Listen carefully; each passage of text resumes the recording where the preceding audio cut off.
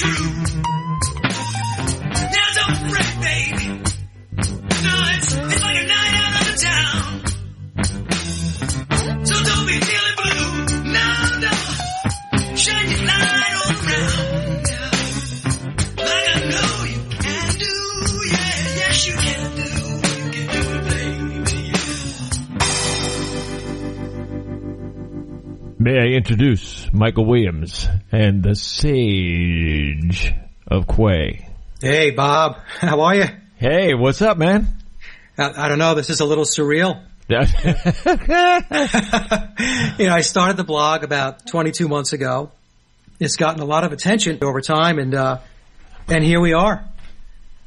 So it's like I said, it's a little surreal, but I want to thank you very, very much for making it possible because you're a big part of this. Well, I'm interested, introducing you in it to the audience that's out there, and there's a lot of people right now in the chat box, and we also have a lot of people in the world that want to hear about this too. I mean, I was already getting some calls about some of the things going on here, so good stuff. Yeah, it is good stuff, and I was getting a lot of response too. So, I'll just jump right in, and what I'll do tonight is just open the show a little bit with some introduction about myself, and then we'll go into the topic tonight, Bob, which is why is change so difficult? I thought that was appropriate for the first show and getting started. Perfect. Okay. So I just want to say hello and welcome to everybody that's out there, all my friends. For those of you that don't know me, I'm Mike Williams, and I'm your host for the Sage of Quay Radio Hour. My brother and I are also the purveyors of the blog Sage of Quay, which you can reach at www.sageofquay.com. I want everybody to view the radio show as your home for free and critical thinking, where we can share our thoughts and share our perspectives. And the purpose of the show is to engage in thought-provoking discussion that will assist us in our collective search for truth. Because at the end of the day, that's really what we're going after. We're going after the truth, in search of the truth, in order to make the planet a better place. So I want the show to be interactive. Bob wants the show to be interactive. So please, please use the chat room. Ask questions, comments, share your opinions and your perspectives. And you can also email me, if you prefer that route, at sageofquay@aol.com. And I will do my very best to check emails as we go through the evening and go through the hour. The show is going to cover much of what we have up on the blog, those types of topics. We'll discuss the alternative media. We'll talk about the truth movement. We'll get into the esoteric. We'll talk about alternative health and healing, spirit and expanded consciousness, which is a topic which is very, very close to my heart. And I promise you we will explore a broad array of topics and interests in the weeks to come. Now, for those of you who don't know me, I'll give you a little bit more about my background, which is a bit eclectic. I'm an alternative researcher. I'm a musician, a hypnotherapist, and a free thinker who believes it's important to share our perspectives and our ideas. And I'm not professing to be an expert, a guru, or a keeper of the answers. I'm just a human, just like you are, who understands that humanity at this point in time in history is at a crossroads. And we must make change, positive change, if we are to realize our potential and live free as sovereign souls. Now, I don't expect anyone to agree with everything presented and discussed on the show. You take from the show what you feel comfortable embracing. If something does not resonate, then just leave it there. But whether you agree or not, it's very important that you always do your homework and you do your own research so that you can draw your own conclusions based on the facts that you uncover. And as you go through this journey, it's important to understand that there is an incredible amount of disinformation that you're going to need to plow through before you get to 1 ounce of truth. And for those of us that are in the alternative research community, we can attest to this challenge. Now, with that and with this show, I have a very, very basic premise. And the reason why I structured the premise this way was in order to get the critical thinking and the creative juices going. And that premise is this. Most of what we have been taught and believe is a lie. Or to paraphrase the book title of the late, great Lloyd Pye, everything we know is wrong. From the origins of humanity going back to how humans got here to current day events and everything in between. especially the big things in between. So that's the premise for the show. I know it's a bit provocative, but I want it to be provocative because when we start that way, we start with a clean sheet, we're going to be able to have an open discussion and get different perspectives and different ideas. Now, to start the show, what I'd like to do is just a quote from Gerald Massey. Gerald Massey was a famed Egyptologist and spiritualist. Gerald was quoted as saying, "They must find it difficult, those who have accepted authority as truth, rather than truth as authority." And I always found that to be a very, very powerful quote. Because we all know many, many people that have accepted authority as their truth, not realizing and not understanding it's the other way around. Anyway, so what I'd like to do is to just hop into tonight's topic. And as I had mentioned at the top of the show, is why is change so difficult? And I get this question a lot. And people who are in the truth movement or in the alternative media, they get very frustrated. I know they do. I know the folks listening do, because the folks listening are folks that are obviously got their heads in the game and trying to make change for the planet. And it is very, very difficult. It's not easy. And the reason why change is difficult is because evil, unlike good, knows no boundaries. So if we just take a very, very simple and straightforward example, good people won't intrude on another person's privacy or go about doing intentional harm. I wouldn't do that. You wouldn't do that.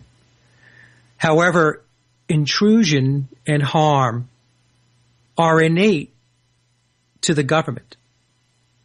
It's innate to organizations like the NSA. It's innate to the military-industrial complex. And that's where we have the conflict.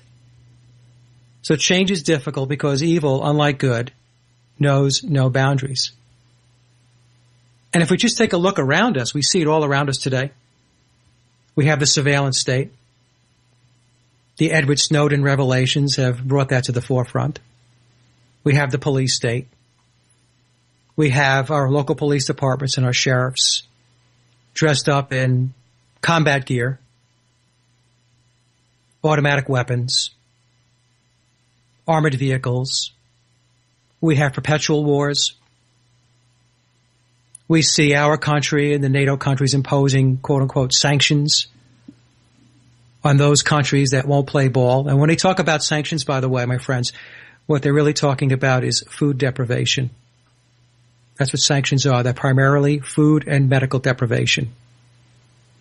We see destruction of the planet. The destruction of the planet for profit because we operate in a system of commerce. Down in Australia, they're looking to put shipping lanes through the Great Barrier Reef. I mean, it's just absolute insanity. We have fracking. Fracking, which is going to contaminate the drinking water across the planet.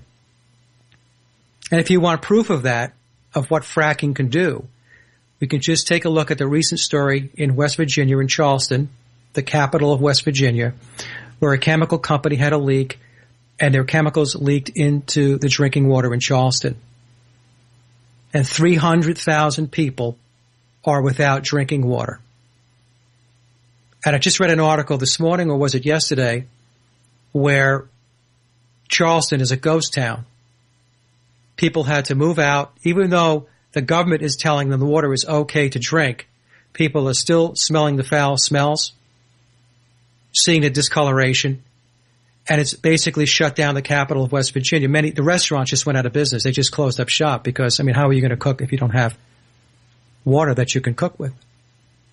So that's what fracking is going to lead to. And all this oppression and control is explained away through propaganda from the government. Except the government doesn't call it propaganda, they call it public relations. So whenever you hear the word public relations coming out of a government official's mouth, what they're really telling you is, I'm giving you propaganda. And they tell us that all the surveillance and all the police state It's all necessary in order to fight our enemies. And it's all about national security.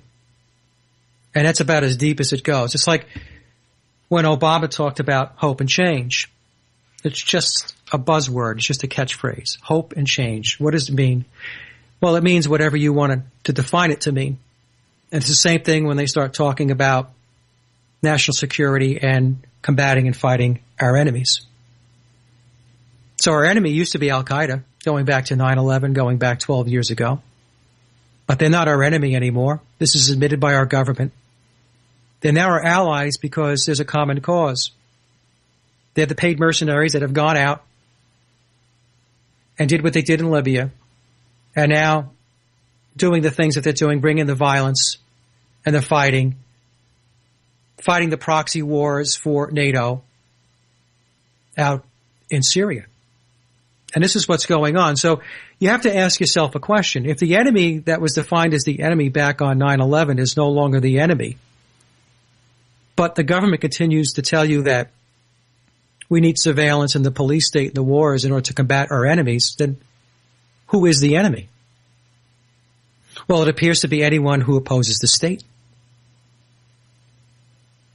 And who opposes the state? Well, if you like the Constitution, you like liberty and freedom, if you want to go back to functioning in a republic, if you're looking for truth, if you don't like big government, if you don't like social engineering, then you're an enemy of the state. So it certainly appears that the enemy is you and me, and they won't say it's you and me, because if they say that, then they're not going to be able to keep us compliant and obedient. And at the end of the day, that's really what it's about. It's about compliance and obedience.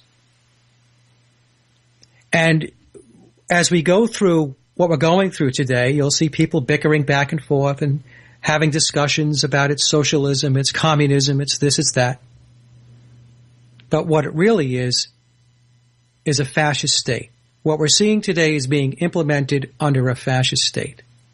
There's nothing new with what's going on in the world today. These are not new programs. These are not new initiatives. Everything you're seeing today, if you do your homework and you do your research, comes right out of the Nazi playbook. The Germans did the exact same thing during Nazi Germany as we're seeing today in this country. The exact same playbook. So what is fascism? I have a definition. It's a working definition that I found a couple of years ago, a few years back, and I always found it to be an excellent definition because it doesn't get too wonky. And it says fascism is an observed organizational structure in which the state exerts unlimited and arbitrary power over all its subjects merely for its own survival. So think about that. The state exerts unlimited and arbitrary power over all its subjects merely for its own survival. Who is the state then? It's the ruling elite. It's the ruling class. It's the kings and queens. And where do the kings and queens and the ruling elite, the ruling class reside? We reside in the District of Columbia, Washington, D.C., which, by the way, I'll get into this in another show down the line, is not part of the Republic of the United States. It's a sovereign city-state. So you can think of the current occupants of the White House, in the Congress, in the Supreme Court, as a foreign occupying force. And once you get your head wrapped around the fact that that's what they are, then a lot of what you're seeing today makes sense. Because what would an occupation be like? What would an occupier do? An occupier would surveil. An occupier would implement a police state. An occupier would try to keep you oppressed and shackled. And these are the things that we're seeing today. And it's also important to understand the whole system is designed to protect itself. And this is done primarily by enacting rules.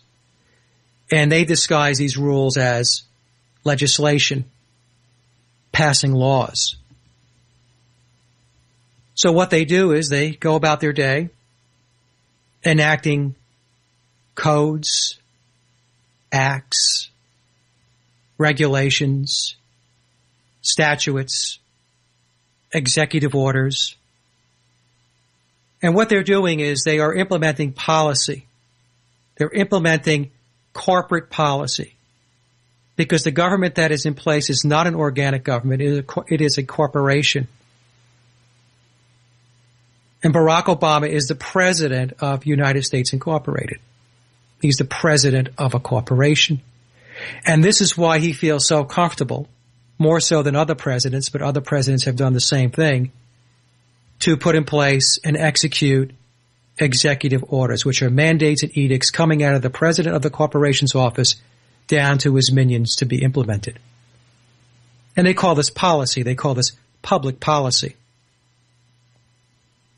But really what it's all about is criminalizing existence.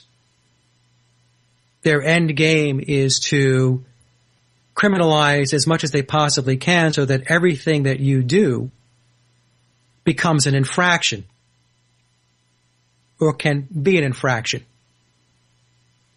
And these infractions or this law breaking is then enforced by the police state.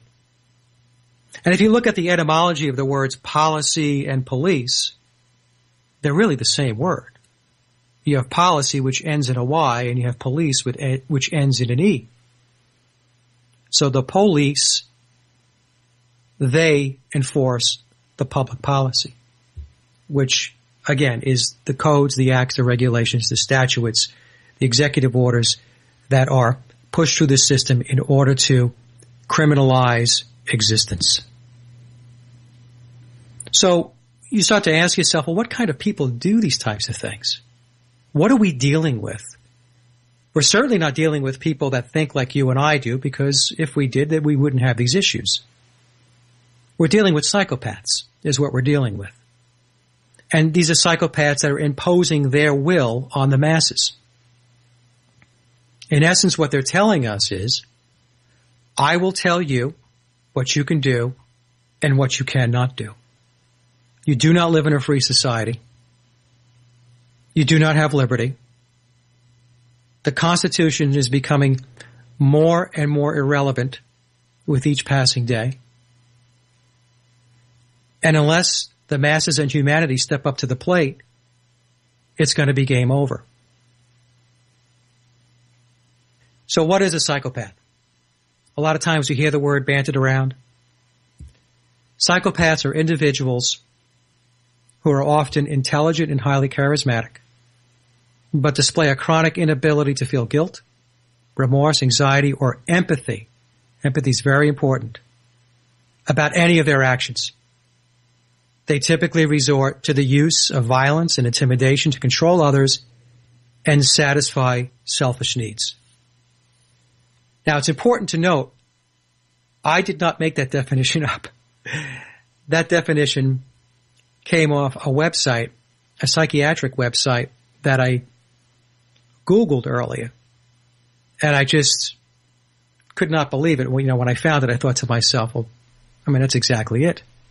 So that's a psychopath. Psychopaths are individuals who are often intelligent and highly charismatic, but display a chronic inability to feel guilt, remorse, anxiety, or empathy about any of their actions, and they will resort to violence and intimidation to control others and to satisfy their selfish needs.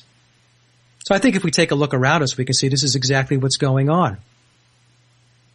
Now, if we take it a step further, what is the underlying ideology of a psychopath?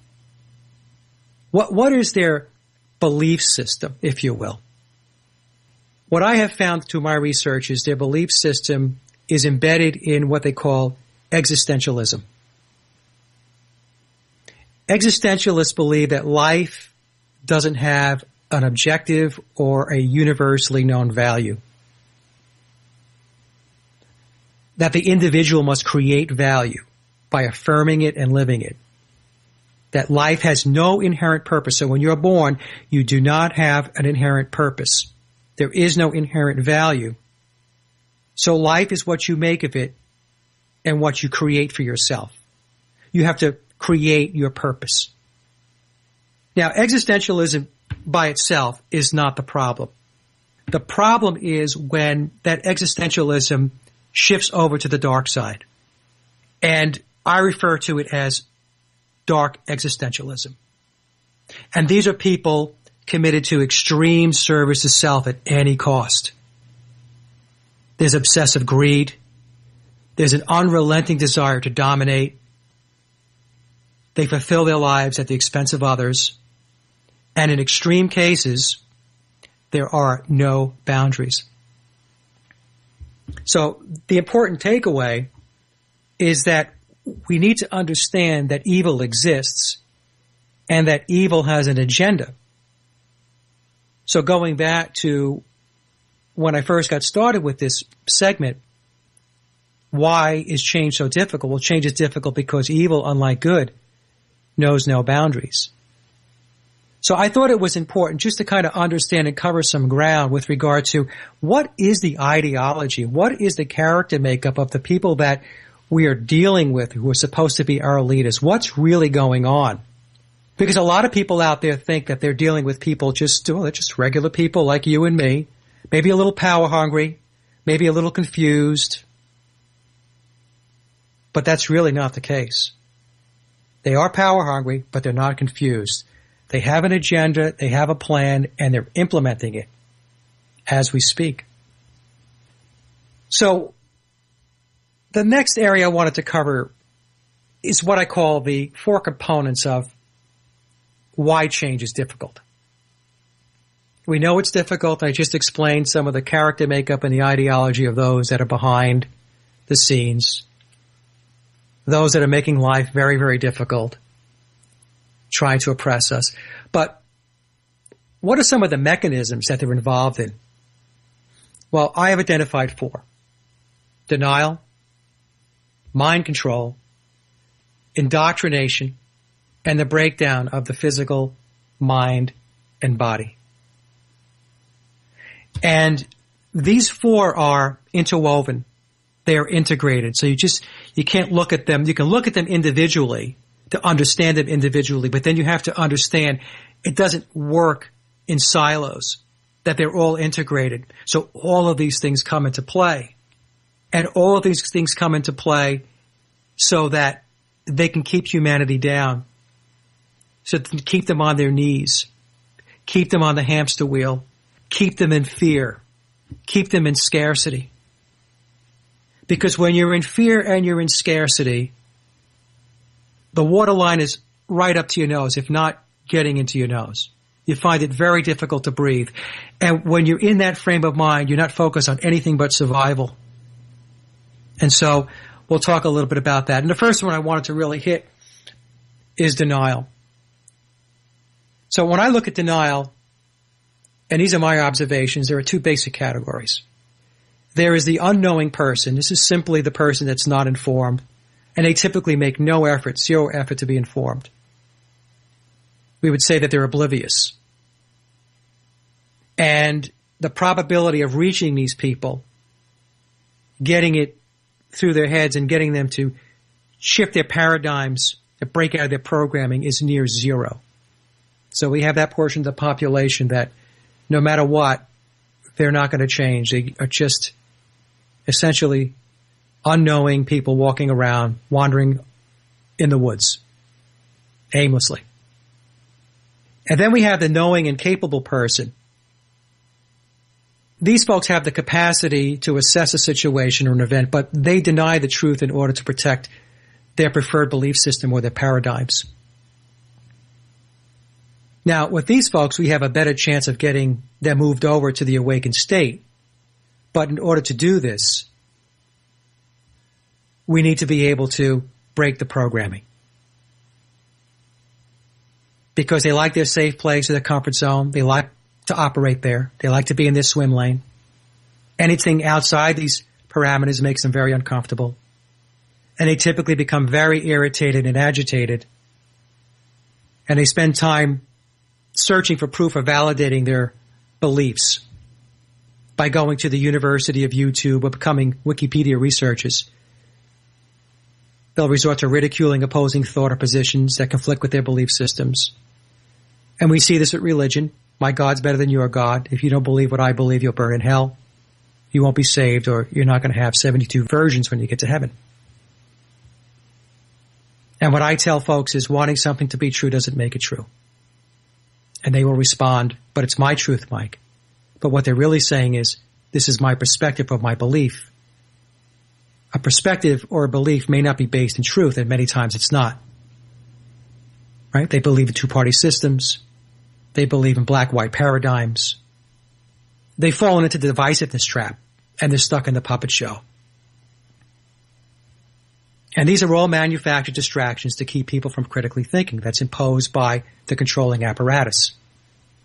The puppet show is fabricated to create a false reality for the masses, of which the media plays an enormous role in shaping that false reality. And we'll get into that in a few moments. Oh, yeah, you're back, Michael. Okay, I am back, Bob. I had to take the mic off mute. Yeah, well, it happens once in a while. Yeah, come on.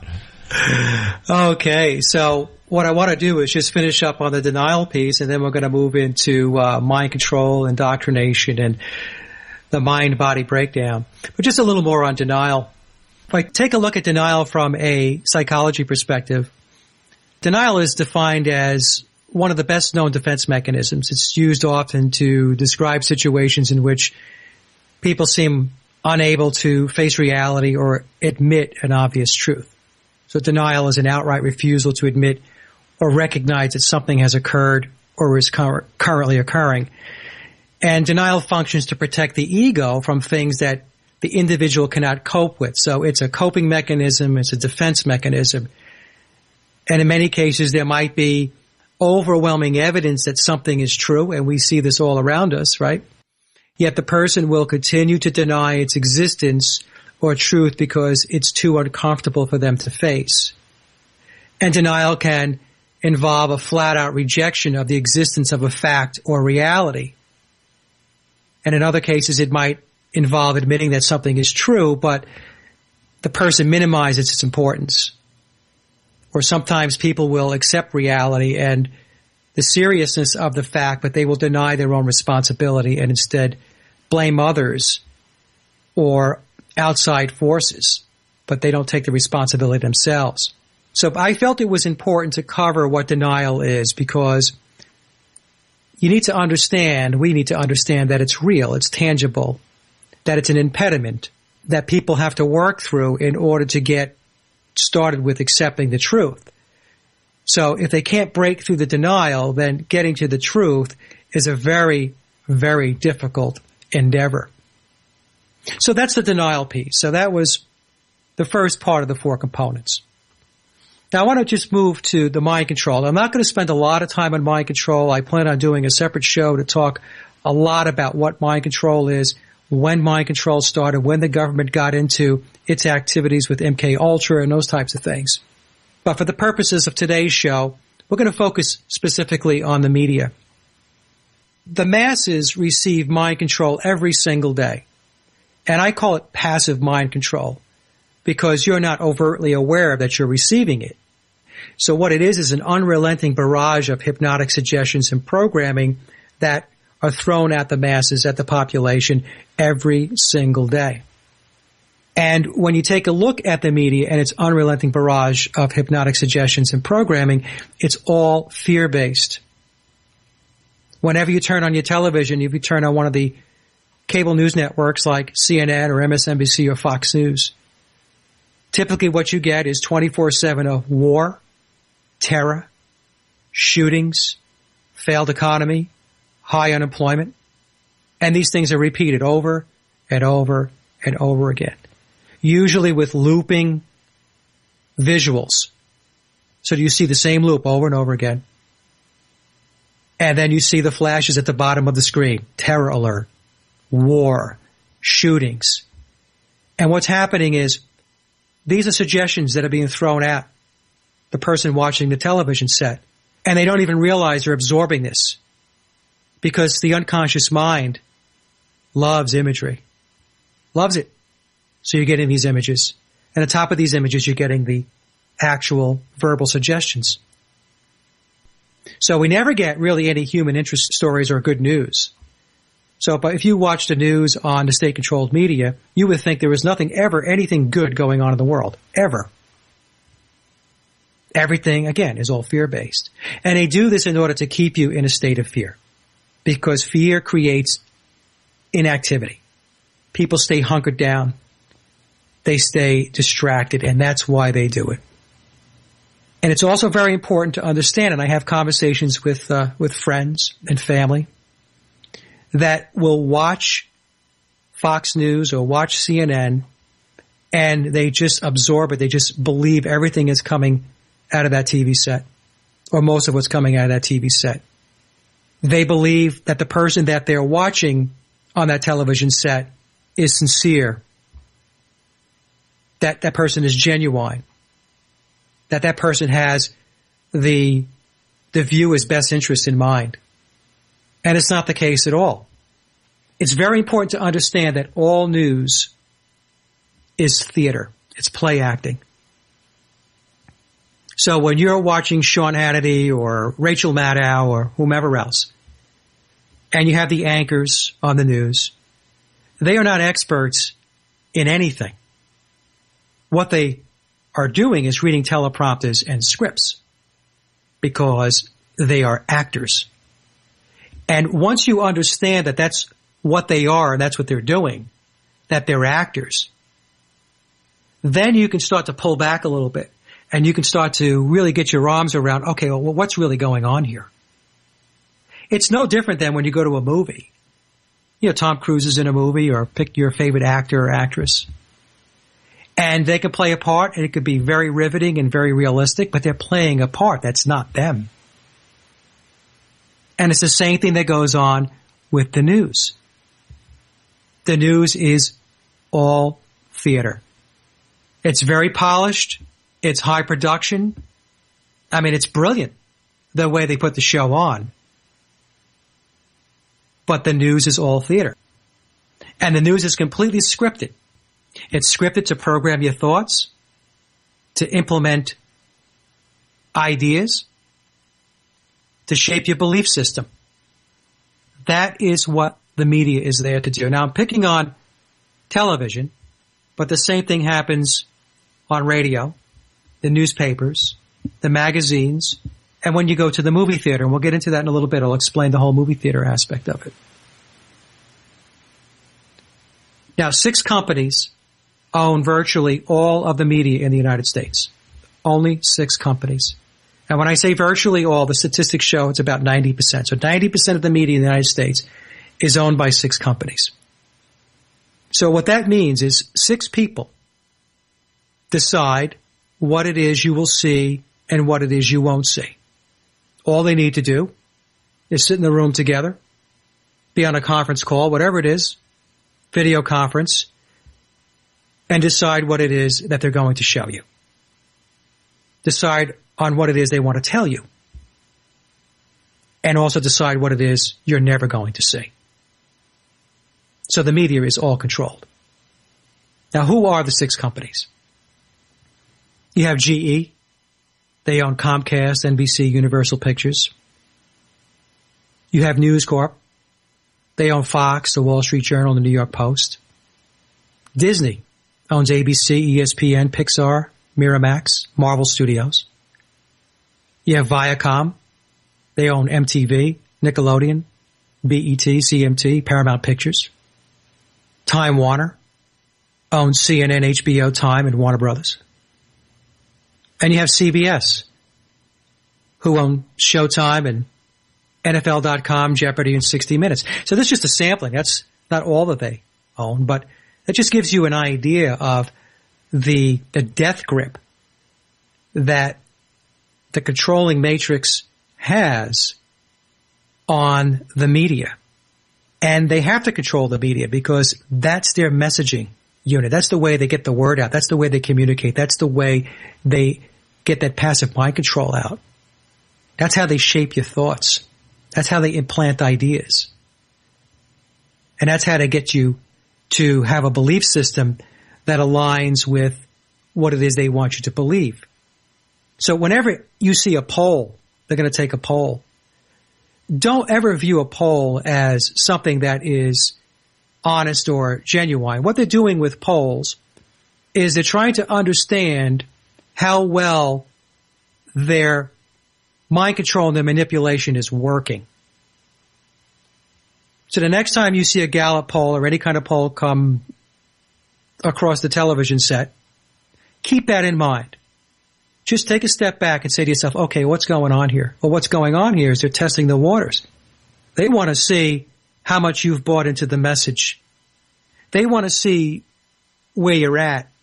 Because once they understand where you're at and what you're thinking, they're going to tailor their message to say something else. They'll tweak their manipulation. They'll tweak their message so that they can nudge you in a different way in a specific direction. And so that's the mind control through the media. The next piece I want to talk about is indoctrination. And of course, indoctrination can be a very, very broad topic, but I'm just going to stick right now to the schools. When we look at the public schools are indoctrination and brainwashing centers. That's what they are. They're intended to influence the child's belief system as early as possible. And in many cases, it's preschool. The schools are designed to neutralize the influence of the family structure.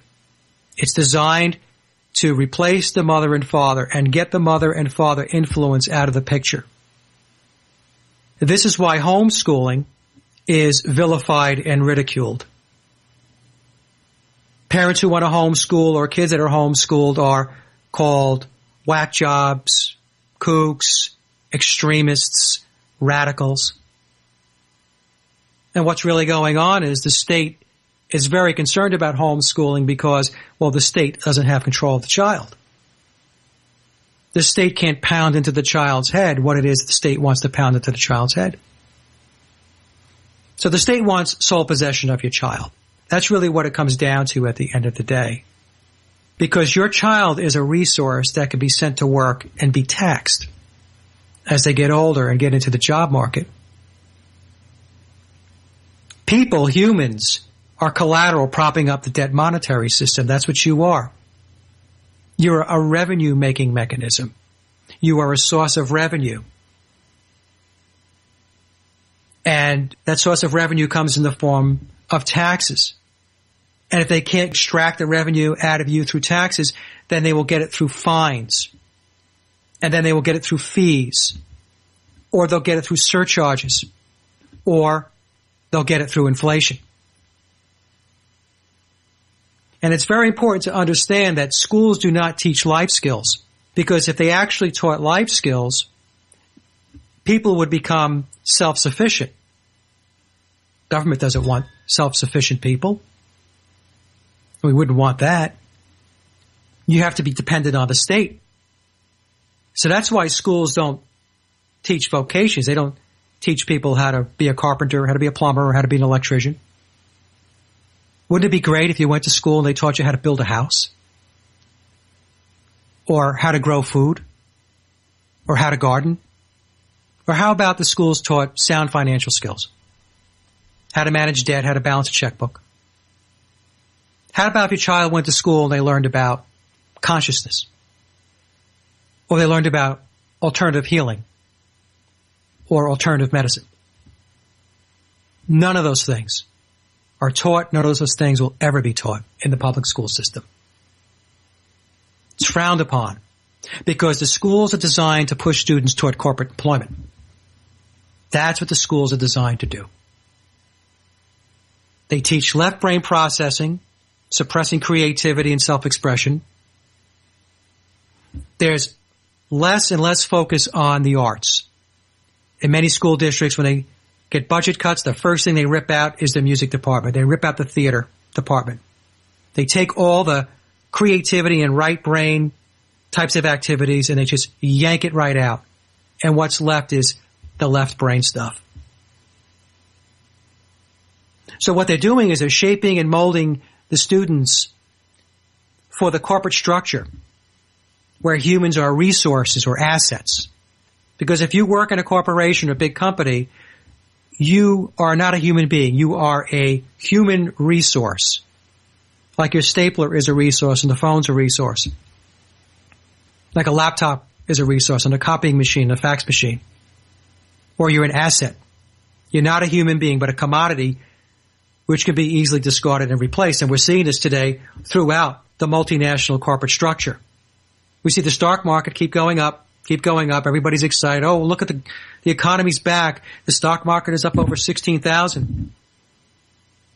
But that has nothing to do with the economy. That has nothing to do with employment. We have staggering unemployment in this country. The real unemployment figures, if you go to shadowstats.com, is up over 20%. It's not the ridiculous 7% that the mainstream media, the state-controlled media keeps throwing out at us. It's up over 20%. And the unfortunate thing is much of the population accepts this. I want to touch on this piece of it because I think it's very, very important. This is another part of the agenda of the controllers, of the puppet masters. We can call them the Illuminati, we can call them the Cabal, we can call them globalists, internationalists, call them whatever you want. But the controllers understand they also have to break down your mind-body aspects. You have people running around today, many people complaining of fatigue, depression, apathy, aches and pains, allergies, antibiotic resistance. We have lowered IQ, memory loss, DNA damage, anxiety, stress, and fears. We know this because we live it every day. Many who are listening to this are saying, I can relate to a lot of that, or some of it. So there's this unrelenting attack on your mind-body to keep you off balance, to keep you distracted, to keep you sick, to keep you tired, to keep you sedated and fearful so that you struggle. And when you struggle or live in fear, you do not critically think because your head's down just trying to survive. Now, how are they doing this? So how is this happening? Now, many who are listening are going to know a lot of what I'm going to talk about. And I'm hoping there's people that are listening and they haven't heard about these things, and you'll listen and you'll take this and you'll do some more research and you'll understand what's going on. Genetically modified foods. We have a escalating exponential growth in allergies. And it's a proven fact that GMOs are creating new allergens. Fluoride in the water. There's no reason to have fluoride in the water. Fluoride is a toxin. There was a Harvard study that was done, I guess, about a year ago. The Chinese have done several studies on it. There's been other studies in Europe. And it clearly shows that fluoride lowers IQ. But yet fluoride's in our water. And you have to ask yourself, why do I have to consume fluoride in order to benefit my teeth? I would tell people, and sometimes I joke with them, and I said, well, under that premise, why don't you eat sunscreen? Use it on your salad, and then you'll be able to go to the beach and run around all day, and you'll never, ever get a sunburn. So it's absolutely ludicrous that you have to drink fluoride in order to, it does nothing for your teeth. Fluoride is there to make the masses docile and to lower IQ. Aspartame. It's in all your diet sodas and your chewing gum and so many other foods. Chemtrails or aerosol spraying. I still know people that will look in the sky and be in complete denial. You know, if it looks like a duck, quacks like a duck, it's a duck. And they're spraying, my friends. It comes under the names of geoengineering, climate remediation, solar radiation management. You'll see that sometimes, SRM. They break down the mind-body with flu shots and vaccines. Children under 6 years old in the United States have been subjected to 40 vaccines. You haven't even hit the age of 6, and they've already injected your son or daughter 40 times with vaccines. What's in vaccines? Mercury, aluminum, formaldehyde, and many, many other ingredients that you would never want injected in your body. So somebody who was clear-minded and they knew what was in vaccines and flu shots, would never ever have another flu shot and never ever have another vaccine. Pharmaceutical industry is there to keep you sedated. And we have technology, Wi-Fi and EMF, cell towers, cell phones. This is to throw off the natural frequency of the earth and which the human heart, vibrates with. It's called the Schumann resonance, 7.83 hertz. So you have all this Wi-Fi and all this EMF activity out there, and it's just wreaking havoc on the natural frequencies of the planet and of the human beings. And then, of course, you have debt and consumerism. You know, the debt system they have in place is their ace in the hole. It's the hamster wheel of existence. Once they have you in debt, they've got you, because you're on that treadmill just trying to keep your nose above water. And we're going to talk about debt and consumerism in another show. We'll take you through what goes on there and why that is their ace in the hole. Folks might ask, well, Mike, this is great information, but how do we wake people up? Well, first of all, there's a natural awakening. It's in our face now. The Matrix, in its desire to implement as fast as they can, the one world government is no longer hiding. There's no more incremental implementation of the agenda. It's balls to the wall. And we see this all around us with surveillance and the wars and the police state, the loss of liberty. It's all around us today. So the first thing we need to do to wake people up is to wake yourself up. So you have to educate yourself. So as I mentioned before, do your homework and do your research. And then through activism, be a participant. Be a practitioner of change. Do a blog, websites, post pictures on Facebook, videos on Facebook. Instead of putting cupcake recipes on Facebook, get some hard-hitting issues out there. Make people look at that stuff. Make them read it. Try to get, if you just reach one person, that's one more person that's in the boat. Call into radio shows. Do a radio show. Meetups. Running for office. And you got to hang tough and live in truth, because it can get very rocky and uncomfortable.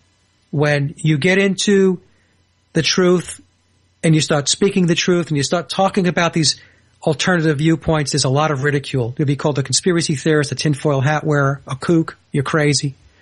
Been there, done that.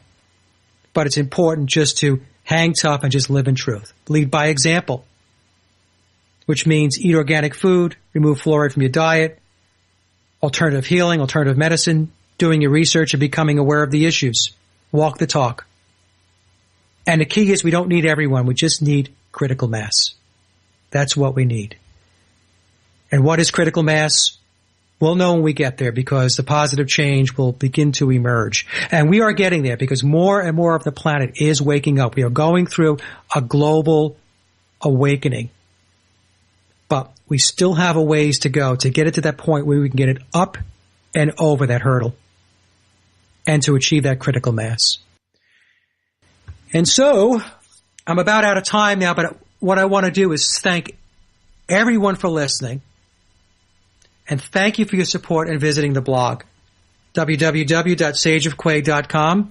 I cannot believe that the blog that I started 22 months ago, basically to get away from Facebook and to be able to express my ideas, my thoughts, and get my news out there, has taken off the way it has. So it's a wonderful thing. And I want to thank everybody, because you're the folks that made it happen by going to the blog. Please also check out my music and my album, Leaving Dystopia. And you can find that at www.laboroflovemusic.com. And remember, live in truth and always serve creation. It's really that simple. And you're going to hear a lot more of that music on this network, and that we're going to get some more of that for you next week when Mike is back and Sage of Quay is going to take over Wednesday nights.